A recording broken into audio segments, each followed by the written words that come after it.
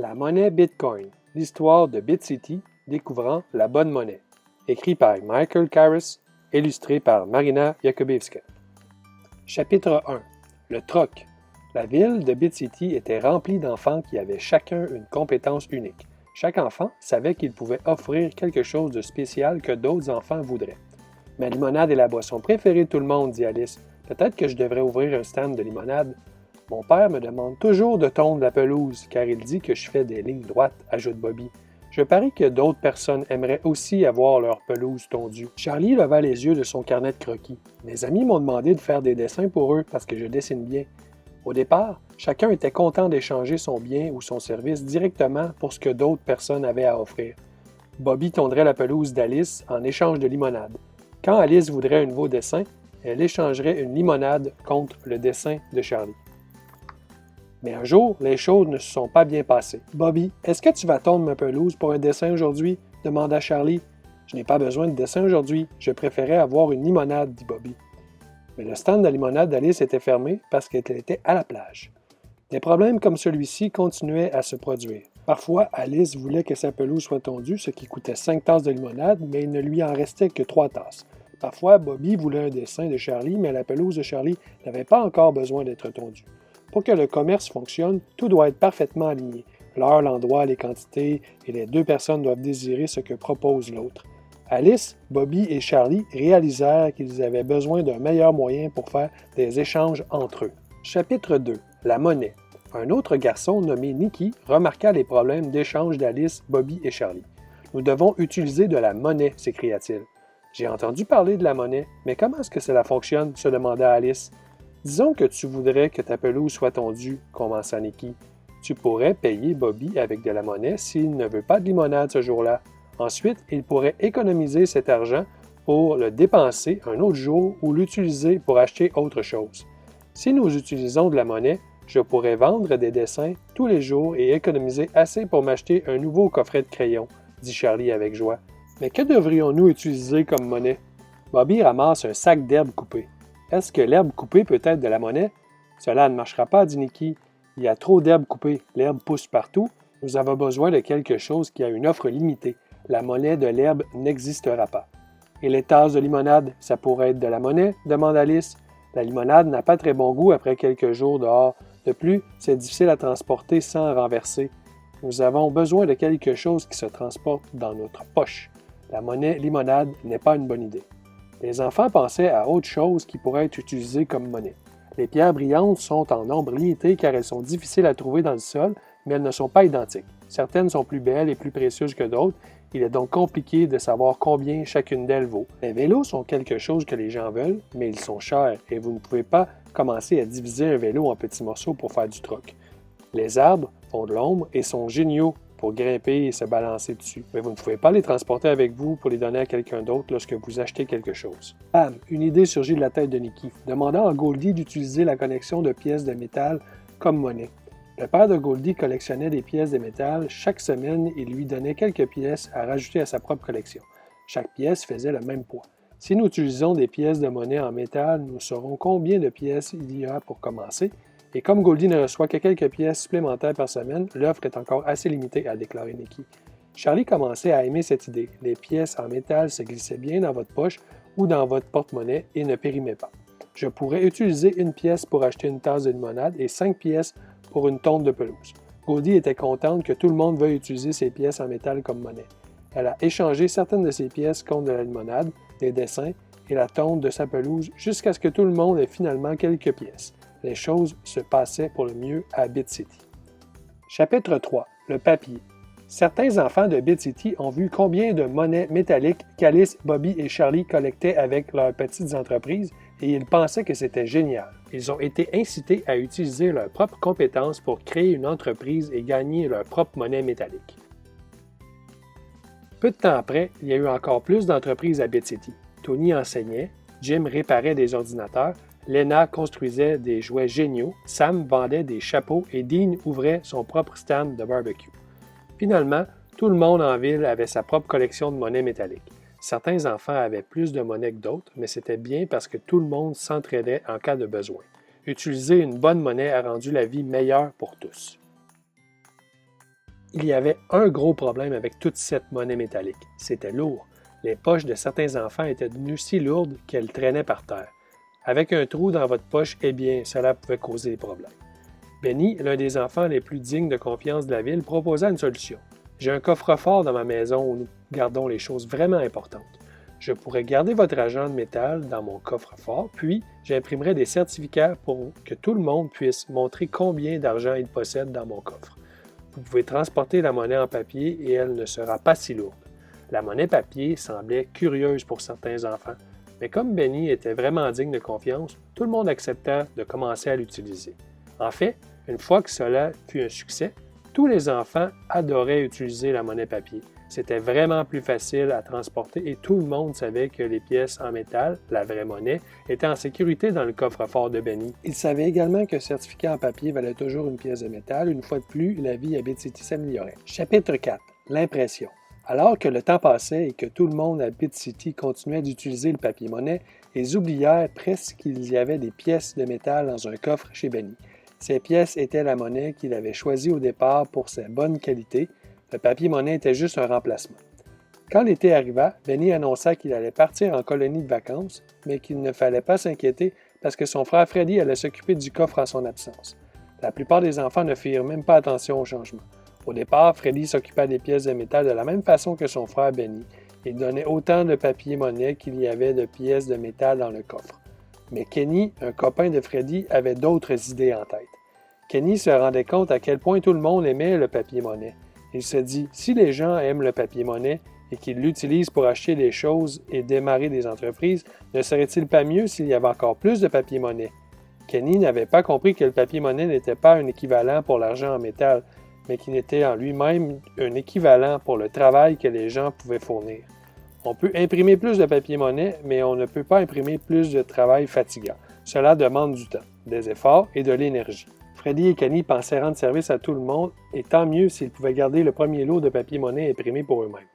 Au début, tout avait l'air de bien se passer. Les enfants aimaient avoir tout cet argent imprimé en plus, et en particulier les copains de Freddy et Kenny, vu qu'ils étaient toujours les premiers à recevoir les nouveaux billets.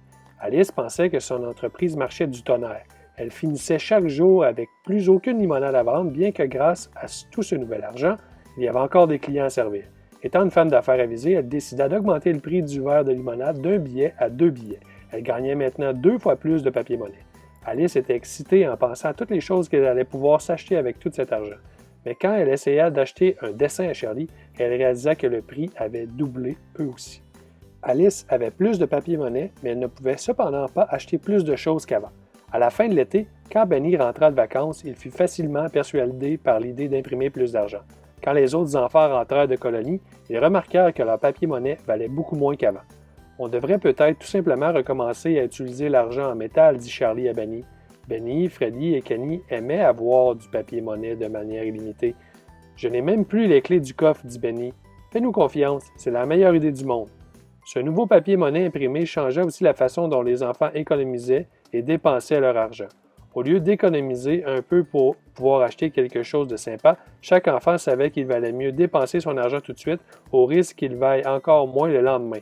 Au bout d'un moment, le verre de limonade qui coûtait normalement 1 billet valait maintenant 100 billets. Des fois, on pouvait même voir du papier-monnaie se faire balayer dans les rues parce qu'il ne valait plus grand-chose. Tout n'allait pas pour le mieux à Bit City. Chapitre 5. Bitcoin. Un jour, un nouveau garçon emménagea à Bit City. Il se faisait appeler Satoshi, mais personne ne savait trop rien de lui. Satoshi remarqua que les enfants de Bit City n'étaient pas contents car il y avait de plus en plus de papier-monnaie imprimé chaque jour. Satoshi se dit « Et si on pouvait faire un nouveau type de monnaie dont l'offre est limitée comme l'argent métal, mais qui ne soit pas lourd?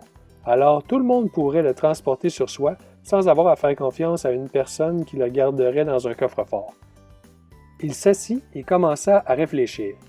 Il a également demandé conseil à certains autres enfants. Nicky savait beaucoup sur le fonctionnement de la monnaie et un autre garçon de la ville, Al, était très bon en maths. Après des mois de planification, Satoshi a partagé son idée avec tout le monde. Il l'a appelé Bitcoin. C'était très compliqué, mais il a essayé de l'expliquer simplement. Il y a un grand tableau au centre-ville qui montre combien de monnaie chaque personne possède. Tous les jours, nous nous réunissons ici pour mettre à jour le tableau en précisant le nom de ceux qui ont donné une partie de leur monnaie à quelqu'un d'autre. Tout le monde garda également sa propre copie du tableau afin que personne ne puisse apporter de faux changements sur le grand tableau.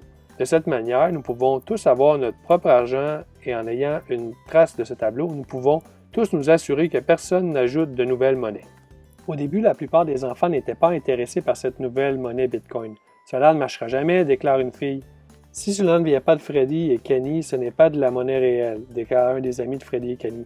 Mais Satoshi et ses amis continuèrent à améliorer son invention. Au lieu d'utiliser un graphique écrit, Satoshi a compris comment faire fonctionner Bitcoin comme une application.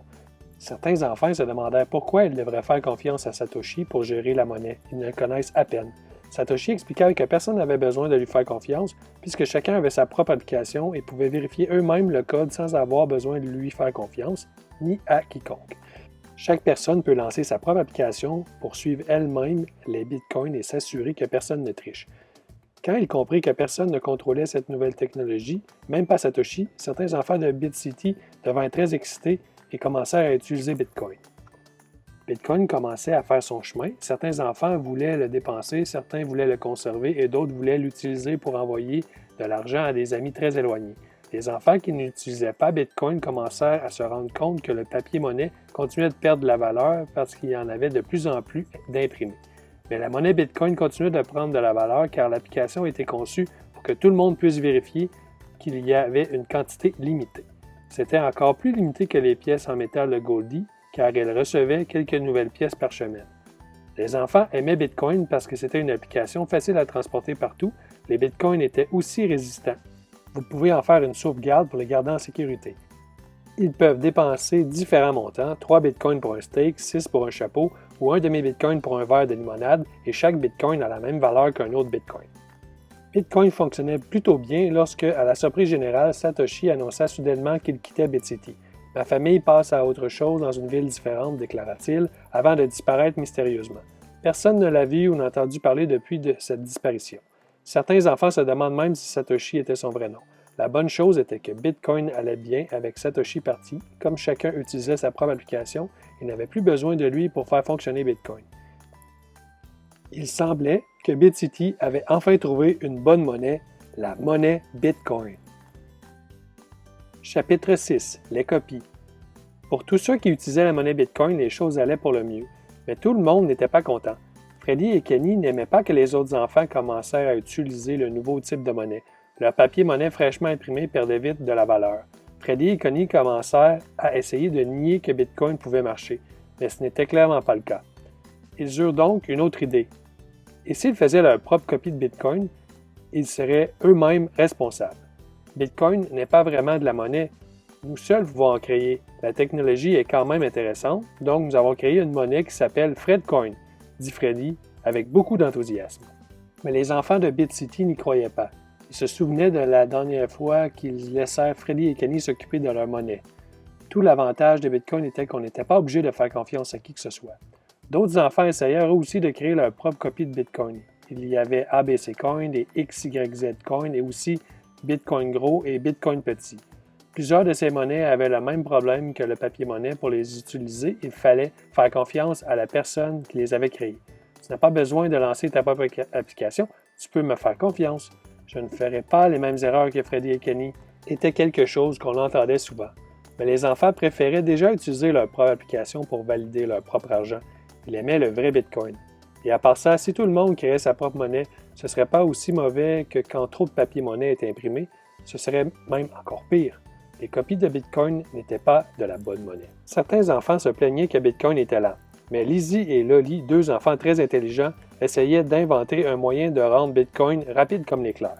Une fois que la majorité des enfants de BitCity utilisaient Bitcoin, la vie s'améliora pour tout le monde. Ils pouvaient facilement économiser de l'argent ou créer des entreprises parce que Bitcoin était équitable et fiable. Avec Bitcoin en tant que monnaie, l'avenir de BitCity semblait prometteur. Épilogue. Les enfants de BitCity voulaient rendre leur vie meilleure en travaillant dur et en proposant des biens et services pour chacun.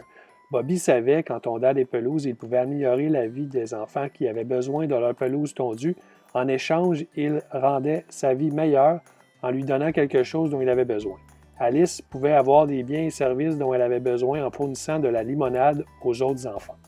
Ils ont vite compris que l'échange direct et le troc ne pouvaient marcher que si tout était aligné, le moment, le lieu, les quantités et la volonté des deux côtés. La plupart du temps, un outil est nécessaire pour faciliter l'échange. Cet outil est l'argent.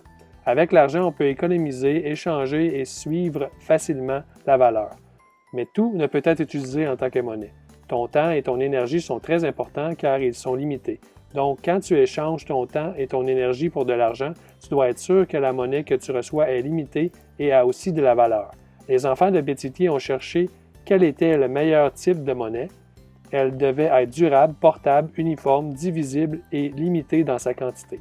Ils ont essayé différentes choses, mais à la fin, ils ont découvert que Bitcoin était la meilleure monnaie.